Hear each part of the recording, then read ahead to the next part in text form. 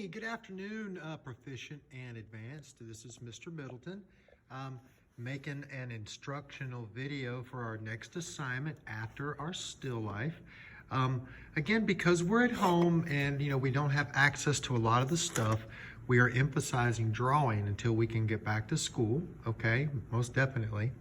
But again, this is our assignment post still life, and one of the things, again, I think that we should definitely work on, even if you think, you're already great and you need no practice, I promise you do, okay?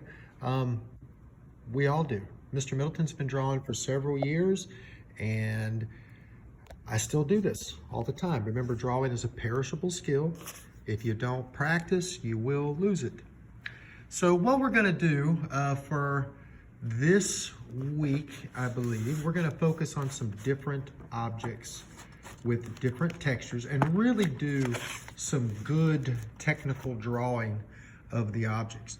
First object we're going to do is a piece of paper that I want you to crumple up and just let it expand. As you can see what I have here. I just took some notebook paper. Didn't crumple it up too hard because I'm going to be, shading to bring out all these little textures and things that we see here. And then also you can see the cast shadow. All right.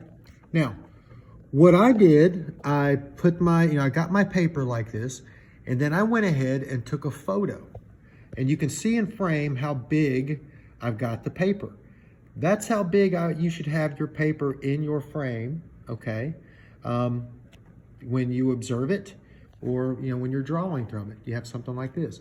So I took a picture and then I put it, I used my photo editor on my phone, and then I made it black and white so I could see all of the little tones and the little wrinkles, and again, things that I may not notice while it's in color.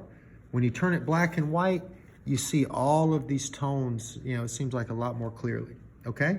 But again, I took a picture so I could work it from day to day, and I have the same image. Because, after today, my paper is going to move. It's going to be in a different spot. So, that picture comes in handy. If you're at home and if you just want to leave it, so you won't mess with it until Friday, then we'll be good, okay? But we're focusing on drawing again. It's like, Mr. Mill, we just did a still life. I know. And that was a still life sketch. You did some textures, you did some cast shadows and stuff. But now, I want us to do some things, again, that we don't ordinarily get to do in class, okay? Because again, this is gonna take patience, and you're going to, have to stop and start as you need to, okay? All right, but step one, we took a photograph, okay? And I made it black and white. You don't have to do that, but I do encourage you so you have consistency in your drawing. Then you'll come over here to your sketchbook paper, and we're going to use a brand new sheet for this. And this is going to be a nice big sketch, okay? This is going to be a nice study of the crumpled paper. What do I mean by a study? Again, we're training our eyes, we're training our drawing hands, again, to get a faithful drawing of what we see, okay? All right, so the paper is white. I'm using notebook paper, so there's lines on it. But what I'm gonna focus on first is getting the shape, this outside contour.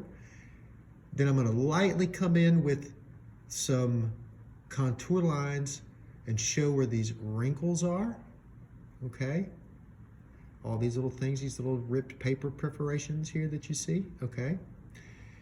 And then what I'm gonna do is take the edge of my pencil and I'm gonna shade according to the direction of the form. So this way, and then this way, and then up in here. Okay, so again, I'm gonna move my pencil, oops. That's why I say take a picture so it doesn't move all the time. But I'm gonna get a nice base layer on everything. Then I'm gonna come back with my eraser, if I can find one, and I will start bringing out these lighter parts like we see here, here, and here, and here, and here, and here, and down in here. Now, We're not worrying about a background because you're getting a cast shadow, okay? The cast shadow is going to imply where our object is, okay? All right, so after this, I'm gonna come out here to my sketchbook and I'm just gonna indicate the size. I'm just gonna make a circle that's gonna indicate where my object is gonna be.